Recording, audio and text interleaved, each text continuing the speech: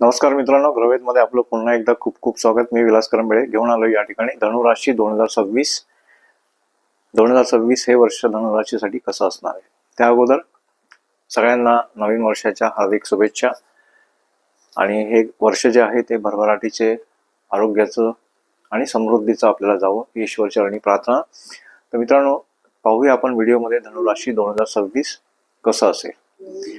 त्या अगोदर धनुराशीची जी गोचर सध्या स्थिती आहे, प्लॅनेटरी पोझिशन्स आहेत ज्या काही आपण इथे पाहणार आहोत, त्यात गुरु हा सप्तम स्थानात आहे धनुराशीच्या मिथुन राशीमध्ये. त्याच्यानंतर तिथून तो जून महिन्यानंतर 2 जून नंतर अष्टम स्थानात जाणार आहे.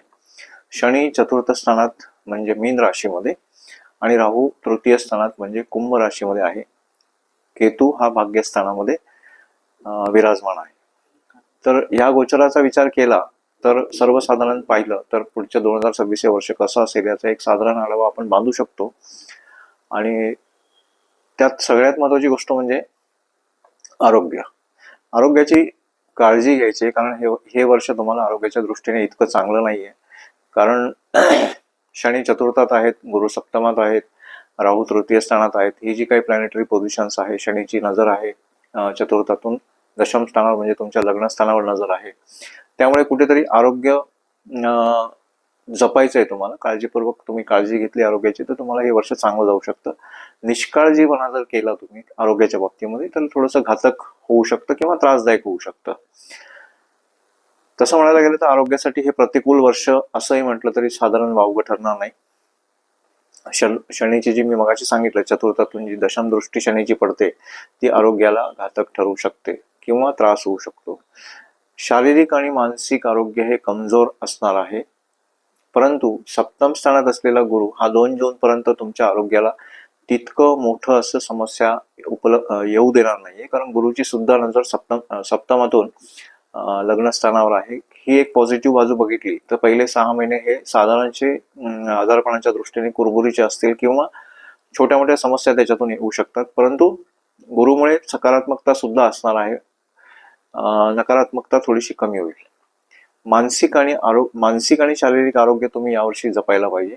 थोडक्यात सतर्क राहायचंय. त्यानंतर गुरुचं जे भ्रमण आहे हे सप्तमातून म्हणजे 2 जून ते 31 ऑक्टोबर यानंतर ते जे भ्रमण आहे ते सप्तमातून अष्टम स्थानात जाणार आहे. अष्टमातलं गुरुचं भ्रमण हे अशुभ मानलं जातं किंवा तितकं शुभ फलितासाठी योग्य धरलं जात नाही. त्यामुळे पुन्हा एकदा ऑक्टोबर नंतर 2 जून नंतर तुम्हाला कुठेतरी ऑक्टोबर पर्यंत शारीरिक व्याधी किंवा त्रास होऊ शकतो.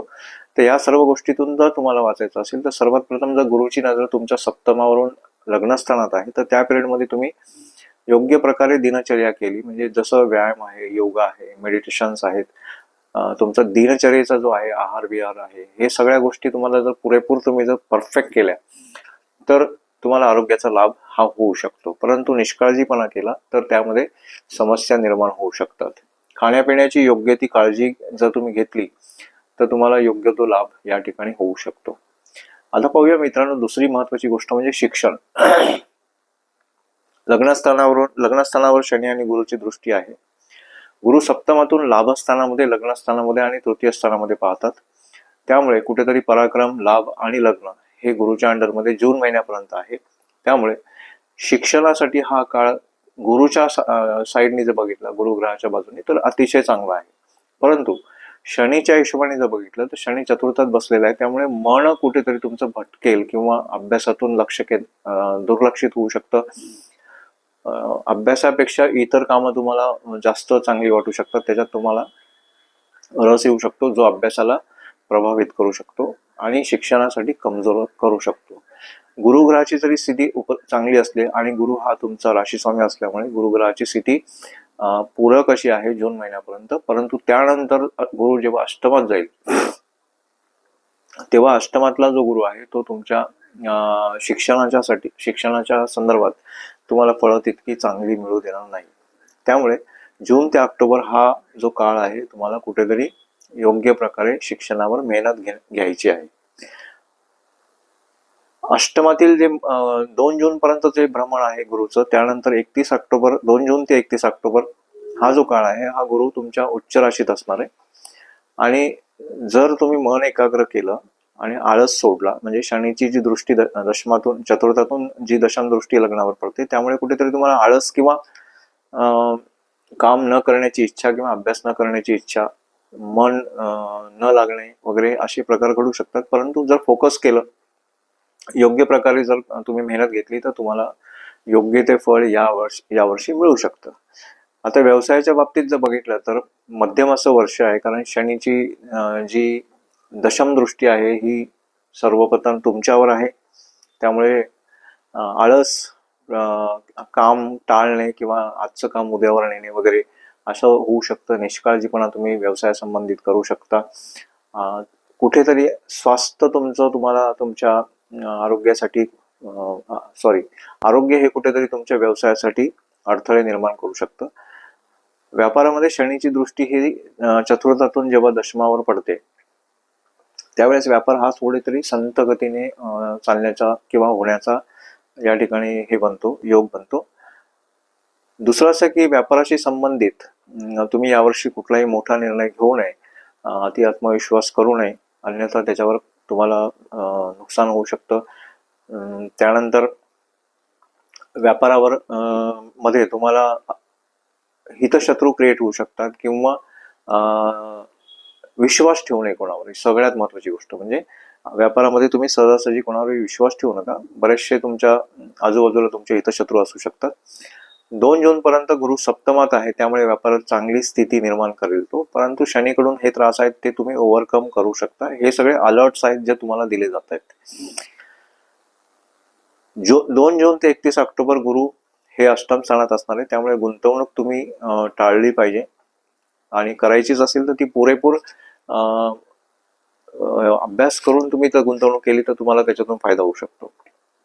अष्टम स्थानातील गुरु हा कुठल्याही प्रकारे जोखीम घ्यायला भाग पाडत नाही, करू नका, अन्यथा त्याच्यातून तुम्हाला नुकसान होऊ शकतं. 31 ऑक्टोबर नंतर परिस्थिती ही सुधारणार आहे, कारण तोच गुरु जो अष्टमात असेल तो तुमच्या सिंह राशीमध्ये म्हणजे तुमच्या भाग्यस्थानामध्ये जाणार आहे. त्यामुळे सकारात्मक बदल तुम्हाला तुमच्या इन्कम मध्ये पाहायला मिळेल.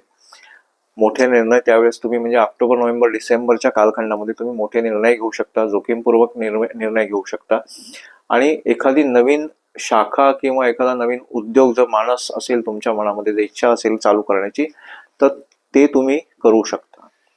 आता पाहूया नोकरी संदर्भात काय परिणाम मिळू शकतात.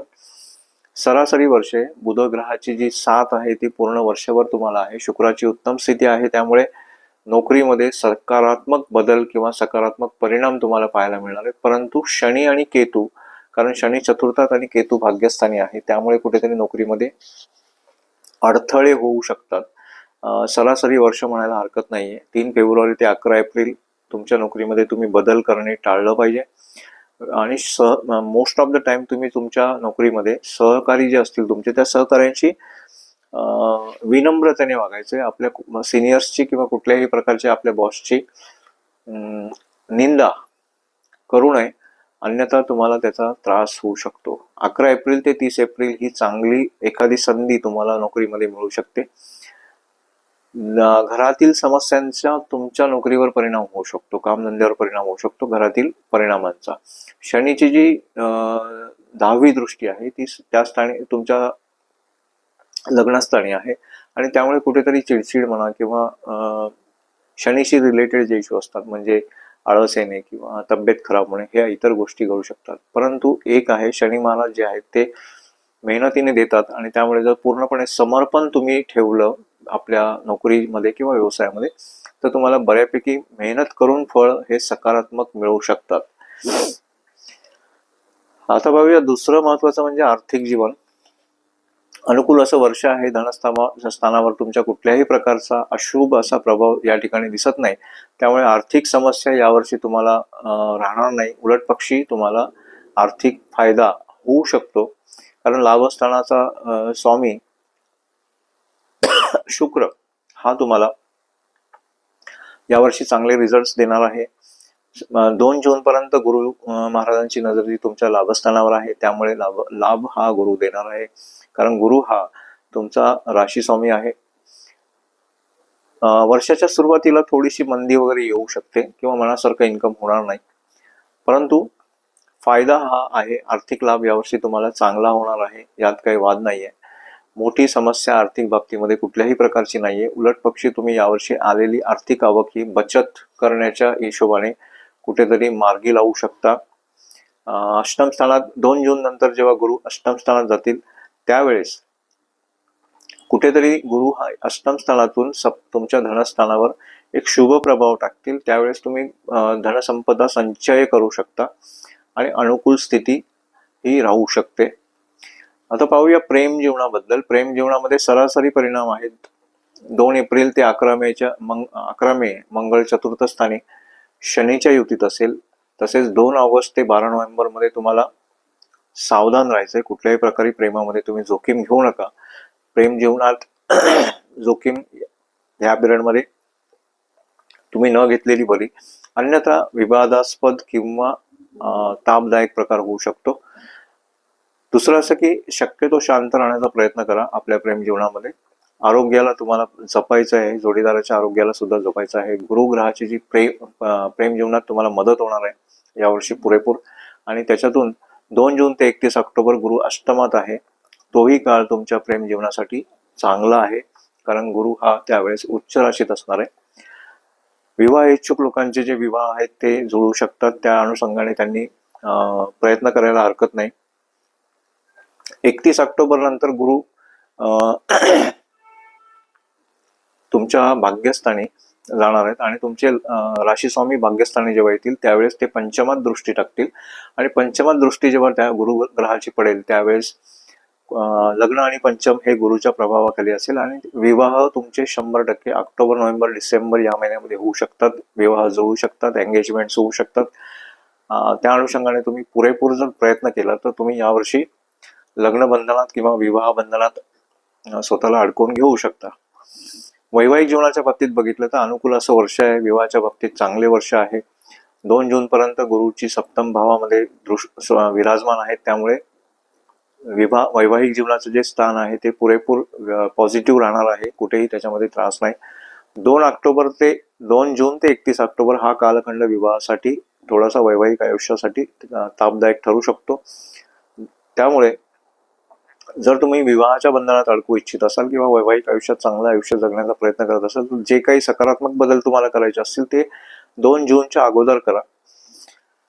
शक्यतो वैवाहिक जीवनामध्ये तुमच्या एखादी वृद्ध व्यक्ती किंवा एखादी मोठी व्यक्ती तुम्हाला समर्थन करू शकते किंवा सल्ला देऊ शकते. वैवाहिक आयुष्यासाठी हा उपयुक्त असा काळ आहे. सप्तमावर कुठल्याही प्रकारे पाप ग्रहाची दृष्टी नाहीये.